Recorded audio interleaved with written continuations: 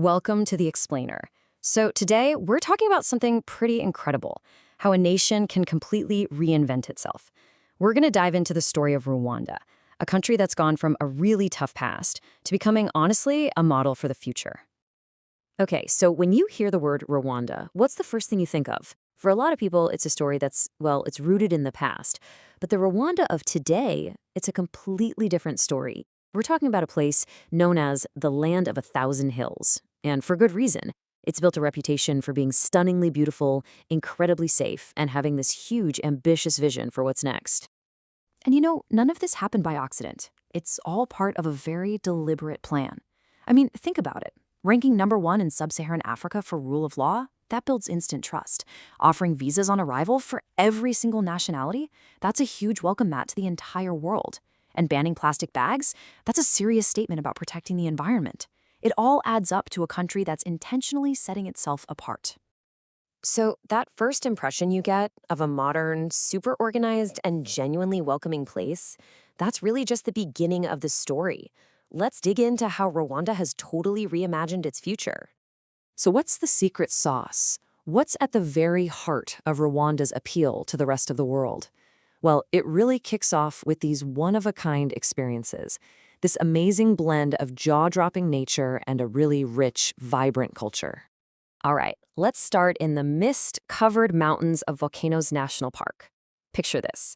This isn't just any park. It's home to what is, without a doubt, one of the most powerful wildlife encounters you can have on this planet.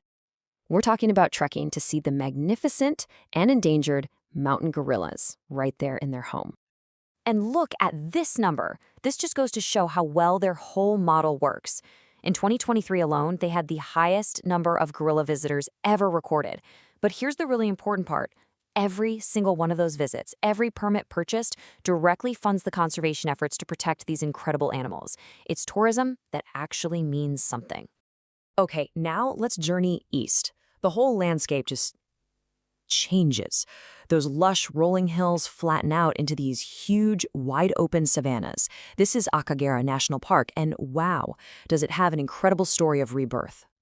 I mean, this place was nearly wiped out not that long ago, but Akagera has made this absolutely phenomenal comeback. Thanks to a partnership with African parks, they were able to bring back species that had gone locally extinct, like lions and rhinos.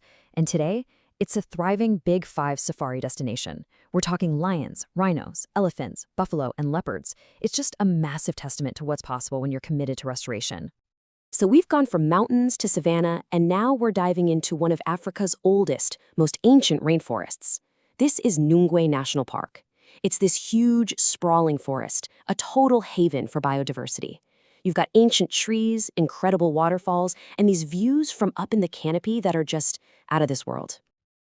And the rest of the world is taking notice. Just recently, Nyungwe was officially named a UNESCO World Heritage Site. And that's not just some fancy title. It's basically the world saying this forest is a global treasure. It really cements its importance for conservation on a massive scale. But, the experience in Rwanda is so much more than just the incredible landscapes. The culture is absolutely buzzing with life. You've got things like the Kwita Izina, which is this world-famous ceremony where they name the baby gorillas. You've got the sheer energy of the traditional Intare dancers, the beautiful, unique Imingongo art. It's just this rich, deep cultural experience that feels so welcoming. So you see all this success in conservation and tourism, and you might think they just got lucky. But it's not luck at all. It's the result of a really smart, disciplined national strategy. It's basically a blueprint for how to do this right. So how exactly does it work? Well, the whole model is built on 3 main pillars. First, a focus on high-end, low-volume ecotourism. The idea is fewer visitors, but a better experience and way less impact on the environment. Second, really strong conservation policies are at the heart of everything they do.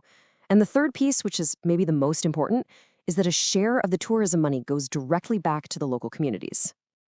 And this, right here, is where the whole strategy becomes a game changer. Just look at this number. In 2023, they shared a record 2 billion Rwandan francs, that's around $1.5 million US, directly with the communities living right next to the national parks. So what does that do? It means the people who live there see a direct benefit from protecting the wildlife. It turns them into the most powerful, most passionate protectors of it all. Okay, so they've built this incredible foundation based on sustainability and security. Now let's look at how they use that to build something else just as impressive, becoming a go-to hub for global business, sports, and huge international events. And the momentum here is just wild. Look at this timeline. In just the last few years, they've hosted the Commonwealth Heads of Government meeting, the FIFA Congress, the Basketball Africa League finals, and they're even hosting the UCI Road World Championship soon. It's just one major event after another, cementing Kigali's reputation as a top-tier city for these kinds of global gatherings. And they're getting the word out in a really smart way, through these huge partnerships with some of the biggest names in sports. When you team up with massive football clubs like Arsenal, PSG, and Bayern Munich, or host the Basketball Africa League, that Visit Rwanda logo gets seen by literally hundreds of millions of fans all over the world. It's brilliant marketing. All right, so we've talked about the strategy, but what's the actual impact? What do the numbers say? Well, they tell a pretty powerful story of success and, just as importantly, resilience.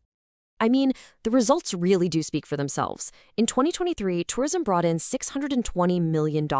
And get this, that's not just bouncing back from the pandemic. That's a full 24% higher than their pre-pandemic numbers in 2019. That kind of growth is outperforming a ton of other places around the world. And if we zoom in on just the event sector, the growth is even crazier. You can see the jump right here on the chart. The money from meetings and conferences, what they call MICE tourism, it shot up from about $62 million to $95 million in a single year.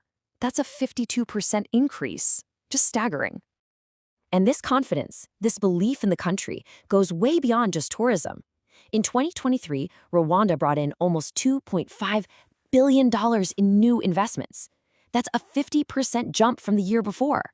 It's solid proof that the world isn't just looking at Rwanda as a great place to visit, but as a stable, smart, and really attractive place to invest and do business. So when you put it all together, the story of Rwanda is really one of having a crystal clear vision, a super disciplined strategy, and just plain excellent execution. And it all brings us to one final really big question.